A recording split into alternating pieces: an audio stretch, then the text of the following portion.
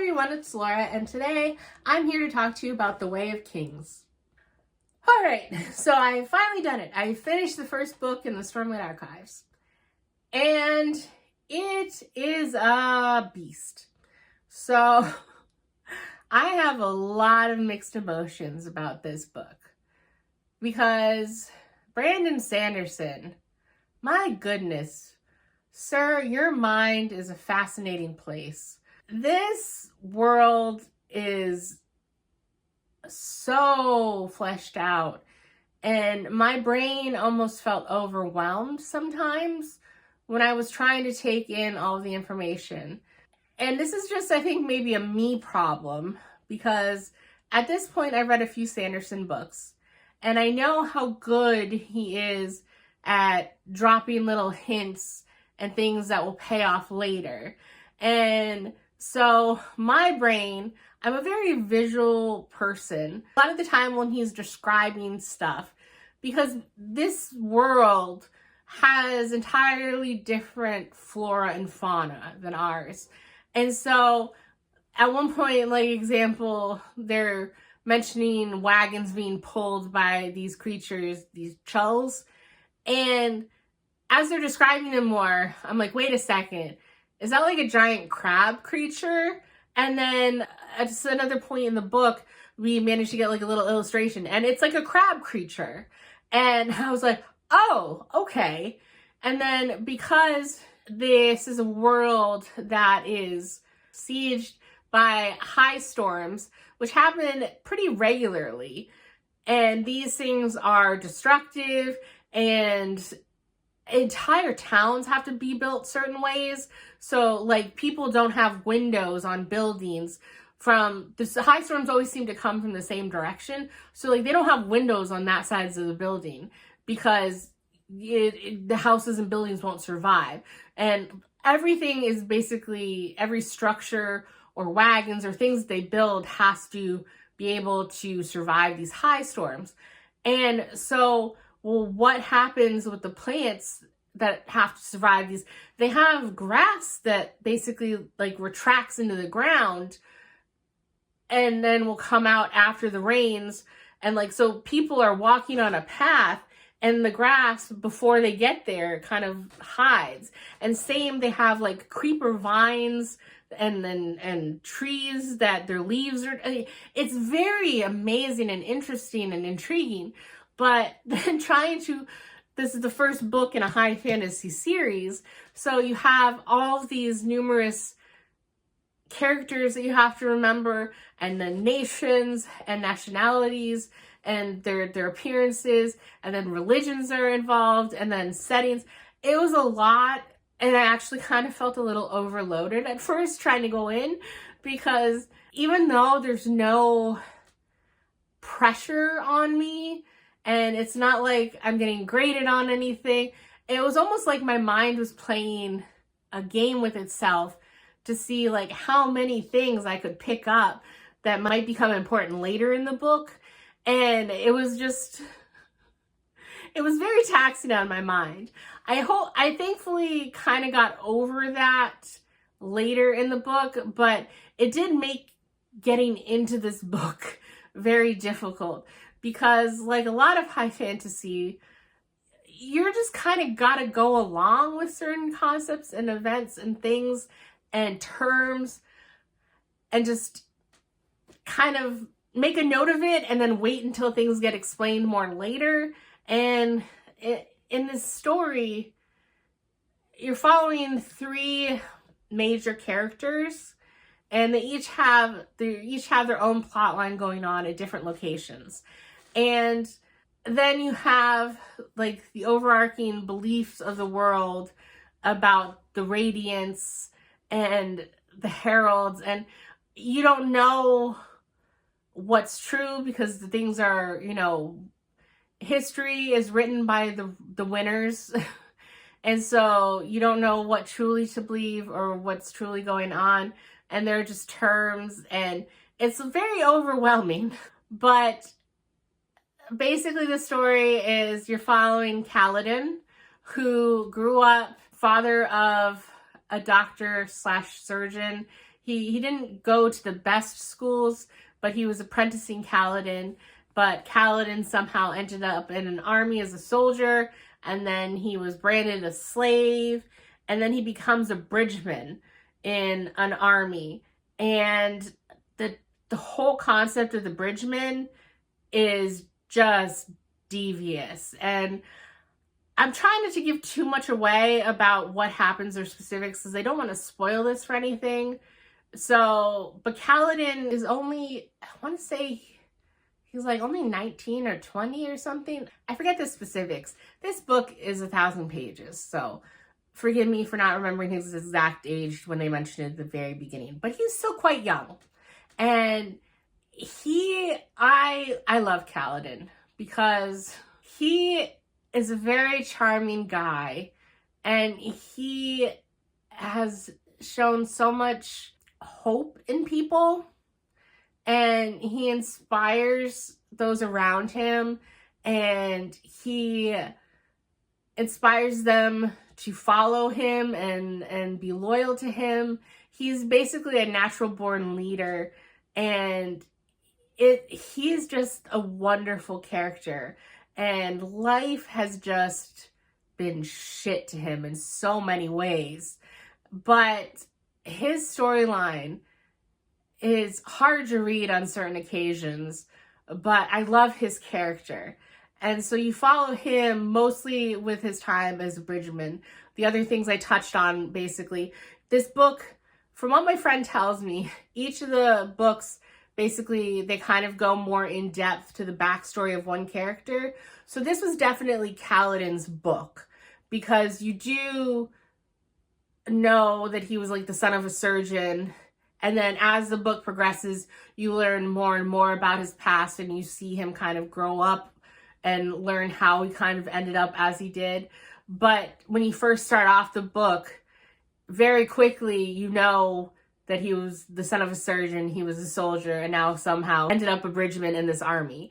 So that's not really a spoiler that he ends up as a bridgeman, because most of the time in the current day timeline, he's a bridgeman. But his time as a bridgeman is harsh to read, and it's wow. But I love him and a lot of the fun characters around him. And then another main character is Shallan, and she is a noblewoman's daughter. I believe she's 17, and she has been basically very sheltered. And unfortunately, it sounds like she also has a horrible dad, that she was very eager to learn, but her dad didn't want her necessarily to learn all that she wanted to learn, and kept running off tutors. So a lot of the knowledge that she got was basically self-taught by what books were on her family's estate.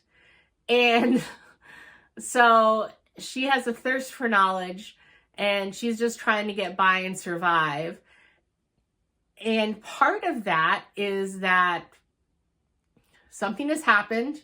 You don't really know the specifics, but you know that her family is in trouble, and she needs to go be accepted as the ward of this princess, Jasna, and then steal something from her.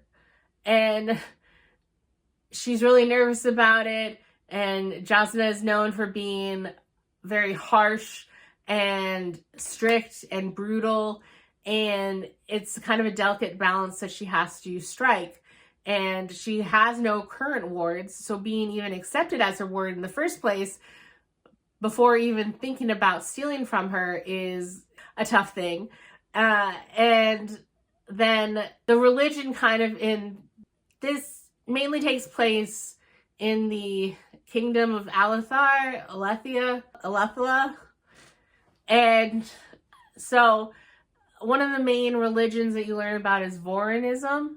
And so it's very odd, because all the women, basically, they have the free hand, which I believe is your right hand, and then the safe hand. And the safe hand is basically, they covered up. So if you're of a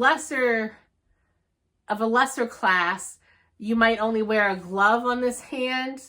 But if you're a higher, nobler lady, you have your sleeves are specially created so they're longer and they're covering your hand specifically. So people have to do things one-handed basically a lot of the time. And it's just so bizarre to me. It's like, it's just a hand. What makes this hand any different from this hand?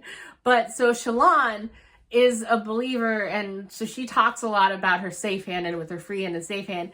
And part of the other thing that she runs into is that Jasnah is basically like atheist in this world. And so she is aghast that this princess could be a heretic, and that she goes again, how could she not understand that this religion is the way and the truth? And she claims to be a scholar, but how could she not believe in the teachings of Voranism? And it's just like this whole thing. And so you learn through Shallan more. So, I mean, it's mentioned the women and their gloves or their safe hands with the other characters, but through Shallan and her perspective, you learn more about the religion of the world and how there are kind of different callings that people follow, and that kind of, you can become an ardent, which is a religious, I want to say it's kind of like a monk or a nun or something if you become an ardent, because they both have female and male ardents, but you can't be in a relationship if you're an ardent. So it seems kind of like the priesthood in Voranism, but that they have special areas that they study, and you learn a lot more about that through Shallan's perspective, and it's very interesting. And then the last main character is Dalinar. And so at the very beginning of this book, the king of Alethala, I'm going to butcher the name of that kingdom, Gavilar, he was assassinated. And so Dalinar was that king's brother. And he is basically taking part in a war that the old king Gavilar's son, Elhokar, is waging, trying to seek vengeance for the death of the previous king, his father. And so Dalinar is one of the high princes, that there are 10 high princes, and they each take part in this war. And so Kaladin, he is in one of the other high prince Sadeas's army as bridgeman. So there's Dalinar and there's Sadeas, and then Kaladin is, the bridgeman for Sadeas. And so you see a lot of the trouble he's going through, and he's getting these visions, and he doesn't know if he's going mad or if they're true or why he's getting them or what they mean. And you see his sons, and it's a lot of the political stuff happens in Dalinar's perspective in this world. And so you kind of see the inner workings of, trying to get the high princes to cooperate, or, it's at this point in time, the war has been going on to avenge his brother. The war's been going on for 6 years. And so he's talking to his nephew, the current king. Well, like, what do you hope to do? We've been at how long are we going to continue? We need to re-strategize so that we can bring an end to this war. What does it mean? What steps to take forward? But his nephew is unseasoned. I believe his nephew is only something like 22, or he's a very young king. So he's inexperienced. And so he's taken a lot of counsel from Dalinar and some of the other high princes.